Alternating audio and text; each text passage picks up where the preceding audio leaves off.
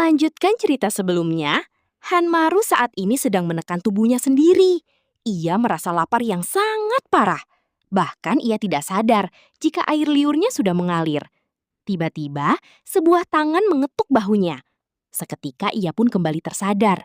Rupanya itu Seonwoo. "Kau tertawa karena takut?" tanyanya. Dengan wajah konyol dan sambil mengelap air liurnya, Hanmaru mengatakan, "Ah, tidak. Aku cuma sedikit lapar." Bukan.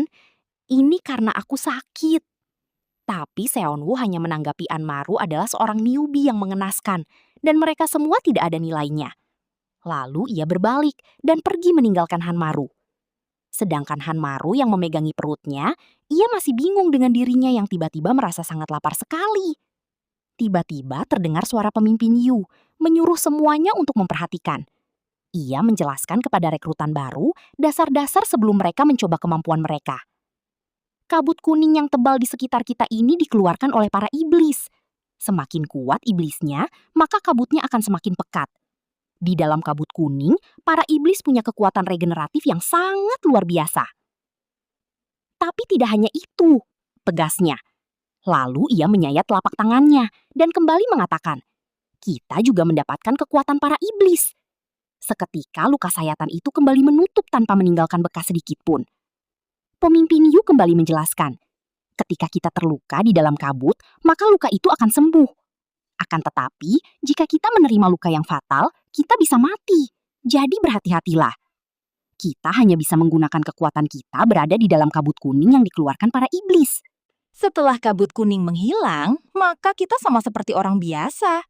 Seonwoo yang mendengarkan penjelasan pemimpin Yu, ia sudah merasa bosan. Dia menguap menunjukkan rasa bosannya. Berapa lama lagi dia akan mengatakan informasi yang tidak berguna di depan iblis? Pikiran Seonwoo. Menurutnya, hal yang terpenting itu cara mengaktifkan kekuatan mereka. "Mari kita lihat," ucapnya. Ia mulai mengaktifkan kekuatan iblisnya dengan menggigit bibirnya hingga berdarah, lalu ia menghirup kabut kuning itu. Seketika, kekuatan iblis di dalam tubuhnya aktif, merangsang semua urat-urat di seluruh tubuhnya.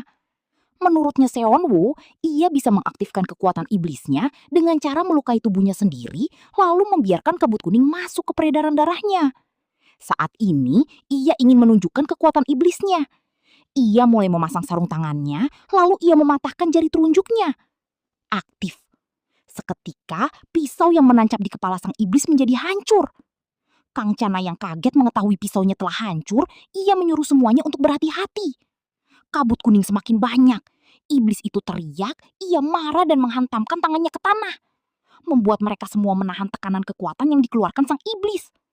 Kang Chana yang khawatir, ia segera berlari untuk menghentikan si iblis yang mengamuk. Tiba-tiba, tangan pemimpin Yu menghadangnya. Ia menyuruh untuk tidak ikut campur. Kang Chana tidak setuju karena ini terlalu berat untuk para pemula. Dengan wajah cemas, pemimpin Yu mengatakan, mereka tidak ada waktu lagi untuk latihan. Jika mereka tidak bisa mengatasi iblis di level ini, maka pada akhirnya mereka akan mati di lapangan. Iblis itu tidak memiliki mata, tapi ia memiliki hidung yang dapat mengenali mangsanya. Ia mengendus aroma yang berbeda di antara para manusia di depannya. Aroma itu tepat ke arah Hanmaru. Hanmaru yang menyadari kalau ia target sang iblis, tentu ia panik. Seketika telapak tangan sang iblis terbuka, lalu mengeluarkan sebilah pisau bu yang terhubung dengan tentakel di tangannya. Tentakel dengan bilah pisau itu melesat cepat ke arah Hanmaru. Senjata itu sedikit meleset, hanya mengenai bahu Hanmaru dan membuat ia terjatuh. Kang Chana pun panik melihat kejadian tersebut. Hanmaru teriak menahan rasa sakitnya. Ia berusaha bangkit, tapi iblis itu melompat ke arahnya. Di saat Hanmaru berbalik, iblis itu sudah berada di hadapannya. Mereka saling menatap meskipun iblis itu tidak memiliki mata. Tangannya mulai bergerak untuk menangkap Hanmaru. Tiba-tiba, tanah menjadi retak. Di sana muncul makhluk seperti kelabang dan melilit tubuh sang iblis. Iblis itu meronta-ronta berusaha untuk melepaskan dirinya dari lilitan kelabang berotot itu. Ternyata, kelabang itu milik salah satu peserta di sana dengan nama Centipede Demon Ability User.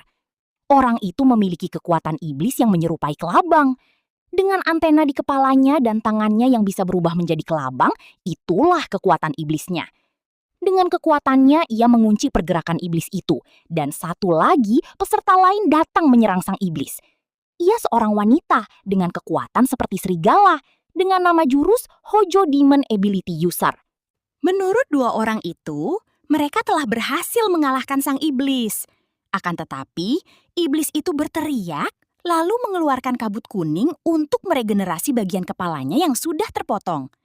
Seketika, luka itu kembali pulih, dan ia saat ini memiliki tenaga untuk melepas cengkraman dari kelabang.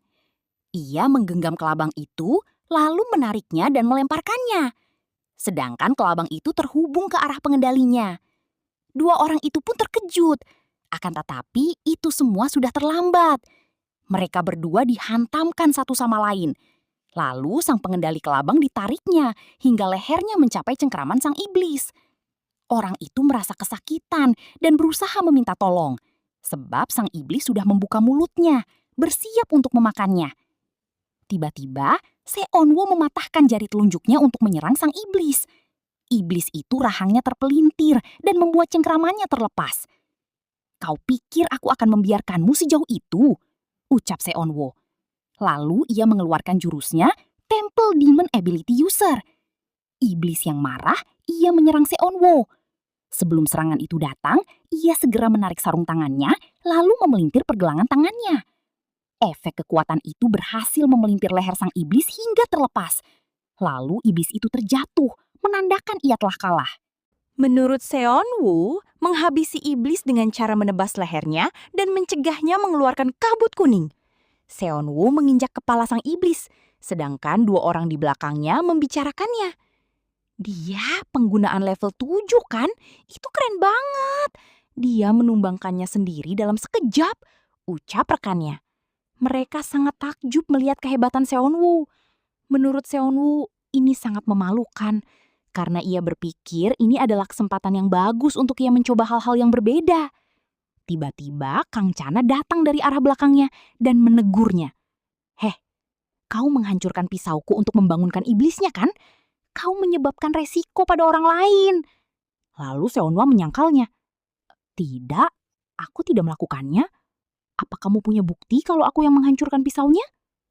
Kang Chana mengangkat tangan Seonwoo, memaksanya untuk mematahkan jarinya lagi untuk membuktikan apakah pisaunya bisa hancur. Tiba-tiba terdengar suara tepukan tangan. Ternyata itu adalah pemimpin Yu. Ia memberikan selamat kepada para pemula yang sudah melakukannya dengan hebat. Tapi ada seseorang yang menghilang dari para peserta. Sedangkan seseorang yang menghilang saat ini sedang berlari meninggalkan mereka semua. Orang itu ternyata Hanmaru. Dalam pelariannya ia mengatakan, "Aku tiba-tiba jadi pegawai sipil spesial dan tiba-tiba disuruh menghabiskan iblis? Gak bisa, aku gak mau. Sebaiknya aku lari. Lari adalah satu-satunya agar aku bisa hidup." Akan tetapi dalam pelariannya tiba-tiba ia terhenti. Dengan nafas yang terengah-engah ia melihat sesuatu di hadapannya. Kembali ke pemimpin Yu. Dia kecewa melihat Hanmaru yang kabur ketika menghadapi iblis. Menurutnya dia tidak berkualifikasi untuk menjadi pegawai sipil spesial. Sedangkan Kang Chana, ia masih memikirkan kejadian tadi, di mana iblis itu hanya mengincar Hanmaru. Lalu pemimpin Yo menyuruh Kang Chana atau supervisor yang lain untuk mencari pemula itu. "Tapi bukankah ini aneh?" kata Kang Chana. "Iblisnya sudah mati, tapi kenapa kabutnya masih tetap di sini?" Barulah pemimpin Yo dan yang lainnya menyadari akan hal itu. Sedangkan di sisi Hanmaru, dia bingung dengan apa yang ia lihat di hadapannya. Sebuah gerbang yang mengeluarkan kabut kuning juga disertai munculnya satu iblis. Hanmaru yang melihat itu, ia segera bersembunyi di balik semak belukar. Sambil menutup mulut, ia menahan rasa takutnya. Dengan wajah yang pucat dan keringat dingin yang mulai bercucuran, ia berpikir kenapa ia sangat sial. Sudah berhasil kabur, lalu kenapa ia harus berhadapan dengan salah satu dari mereka lagi? Lalu ia mengecek keadaan, apakah iblis itu sudah pergi. Ternyata keadaannya sudah aman, iblis itu telah pergi. Ia pun merasa lega, tapi tanpa ia sadari bahwa sang iblis berada tepat di sebelahnya. Kembali lagi ke posisi Kang Chana dan pemimpin Yo. Kang Chana mendengar seseorang memanggilnya. Orang itu ialah petugas Yosek. Dengan nafas yang masih terengah-engah, petugas Yosek menghampiri mereka berdua. Ia memberitahu bahwa kantor telah memanggil. Peringatan untuk iblis level 3 telah dikeluarkan. Apa? Itu tidak mungkin. Iblis tidak pernah keluar dari area yang sama secara bersamaan, kata pemimpin Yo. Di mana? Di mana keluarnya iblis tersebut? Tanya Kang Chana. Sedangkan saat ini, di sisi Hanmaru, tulisan area terlarang diterobos oleh Hanmaru. Ia berlari secepat-cepatnya dari kejaran sang iblis. Dengan wajah panik, keringat dingin, dan air mata ketakutan. "Seseorang, tolong, selamatkan aku!" teriak Hanmaru. Di momen yang menegangkan ini, tiba-tiba saja kakinya tersandung sebuah batu, membuatnya tersungkur bebas ke tanah. Aduh, ia pun kembali bangkit. Tanpa sengaja ia melihat ada sebuah rumah. Dengan inisiatif, ia berlari menuju rumah itu untuk bersembunyi dari kejaran sang iblis. Ia menuju ke arah gudang, untungnya pintu itu tidak terkunci. Lalu ia bersembunyi di dalamnya. Ia masih tidak percaya tentang iblis yang telah ia lihatnya tadi. Lalu ia masih penasaran. Apakah iblis itu masih mengikutinya sampai ke sini? Ia mengintipnya dari celah pintu. Yang benar saja. Ternyata iblis itu benar-benar mengikutinya sampai ke sini. Iblis itu mencari-cari keberadaan Hanmaru. Hanmaru yang mengintip, ia memperhatikan benda seperti daun yang melayang di sekitar kepala sang iblis. Tiba-tiba, terdengar suara pintu pagar terbuka. "Siapa di sana?" tanya seorang nenek. "Kenapa bisa ada banyak asap berwarna kuning di siang hari? Aku tidak bisa melihat dengan jelas." Nenek itu berusaha melihat sosok bayangan di depannya yang terselimuti kabut kuning. Iblis yang menyadari kedatangan si nenek, mulutnya tersenyum, memperlihatkan gigi-gigi runcingnya dan mulutnya bergetar senang melihat mangsanya. Sedangkan Hanmaru yang melihat itu, dia sangat panik. Dia tahu nenek itu saat ini sedang dalam bahaya dan ia harus menyelamatkannya. Akan tetapi, ia juga tidak punya kekuatan, tapi ia harus melakukan sesuatu. Ia memaksa otaknya untuk berpikir dan berpikir mencari suatu cara. Seketika, ia teringat kata-kata dari pemimpin Yo. Kita yang telah mendapatkan kekuatan dari iblis, maka kita mampu mengobati luka kita di dalam kabut kuning. "Itu dia," kata Hanmaru, tapi ia tidak lupa dengan kata-kata selanjutnya. "Namun, berhati-hatilah, luka yang fatal akan tetap membunuhmu." Tangannya terkepal erat, namun gemetar. Hanmaru ragu dengan keputusannya. Jika dia sampai salah langkah, bisa saja ia mati. Bukankah lebih baik bersembunyi daripada membahayakan nyawanya hanya untuk menyelamatkan orang yang tak dikenal? Lebih baik ia utamakan keselamatan dirinya sendiri. Di situasi seperti ini, ia harus hidup. Lalu, tubuhnya berbalik, kembali membelakangi pintu. Seolah-olah ia memang benar-benar tidak peduli dengan nasib nenek itu. Sedangkan si nenek, ia berusaha melihat sosok bayangan di dalam kabut kuning. "Siapa di sana? Apa itu ibunya Changsik?" tanya si nenek. Tiba-tiba, iblis itu mengulangi kata-kata si nenek. "Ibunya Changsik, ibunya Changsik." "Berhenti meniru kata-kataku," ucap si nenek. Nenek itu melangkahkan lebih dekat ke arah sosok si iblis. Ia memfokuskan penglihatannya. Ia terkejut hingga terjatuh ke tanah. Melihat sosok di depannya ternyata makhluk yang sangat menyeramkan. "Ya ampun, apa ini?" tanya si nenek yang ketakutan. Iblis itu kembali mengulangi kata-katanya. Lalu tangannya terangkat. Jarinya menunjuk ke arah si nenek. Senjata yang ada di sekitar kepalanya aktif. Kembali ia menunjukkan jarinya ke arah si nenek. Lalu, senjata-senjata itu terbang melesat ke arah si nenek. Tiba-tiba, cairan merah keluar, menandakan targetnya sudah tepat sasaran. Nenek yang sudah pasrah, ia memejamkan matanya. Tapi tidak terjadi sesuatu. Lalu ia membuka matanya. Ternyata Hanmaru telah menahan semua bilah senjata itu dengan tubuhnya untuk melindungi si nenek. "Kau tidak apa-apa kan, Nek?" tanya Hanmaru. "Aku tidak apa-apa," jawab sang nenek. "Tapi, anak muda, lenganmu." Nenek itu menahan tubuh Hanmaru yang sudah tidak kuat untuk berdiri. Tangan kirinya sudah lepas tertebas senjata si iblis. Ia pun terduduk lemah. "Nenek, cepatlah lari. Secepatnya," kata Hanmaru kepada sang nenek. Dalam keadaan sekarat, Ia menyesali karena memiliki kekuatan iblis level 1. Kekuatannya sama menyedihkan seperti resumeku. Resume penting di mana saja, bukankah begitu? Pada akhirnya, aku akan mati dan tidak dapat menyelamatkan si nenek.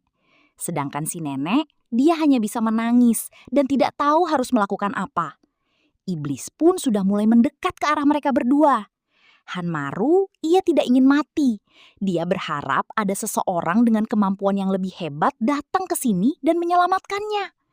Tolonglah, aku memohon. Jika saja ada seseorang dapat datang dan menyelamatkanku, ucapnya dengan putus asa. Tiba-tiba dari tangannya yang telah putus, luka itu menyerap kabut kuning. Seketika, kabut itu masuk melalui pembuluh darahnya dan mengaktifkan kekuatan iblisnya. Matanya bersinar keemasan, mulutnya ternganga disertai munculnya air liur. Seketika, ia langsung melesat ke arah sang iblis. Di sisi yang lain, Kang Chana yang berlari. Ia tersadar akan ada sesuatu yang telah terjadi di rumah itu. Ia pun bergegas menuju rumah itu. Setelah sampai di sana, ia langsung menerobos pagar rumah dan ia melihat pemandangan yang mengejutkan, di mana iblis itu telah digigit oleh Hanmaru. Dengan kakinya, Hanmaru mengunci tubuh sang iblis. Ia menggigit bahu sang iblis hingga sebagian daging terkoyak. Kang Chana yang sangat terkejut hingga keringat keluar dari wajahnya melihat apa yang telah dilakukan anak baru itu. Sedangkan sang iblis berusaha melawan. Lalu tangannya berada di kepala Hanmaru dan mendorong hingga gigitan itu terlepas. Begitu juga dengan daging di bahunya. Tubuh Hanmaru dilemparnya hingga menghantam tembok. Hanmaru yang sudah terduduk di tembok itu, ia sempat menelan daging sang iblis yang telah ia gigit. Sang iblis menahan rasa sakit dari luka gigitan Hanmaru. Ia berusaha meregenerasikan lukanya.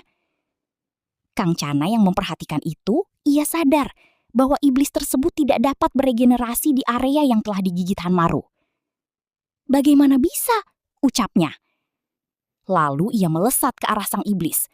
Menurutnya sekarang bukan waktunya untuk mencemaskan hal-hal tersebut.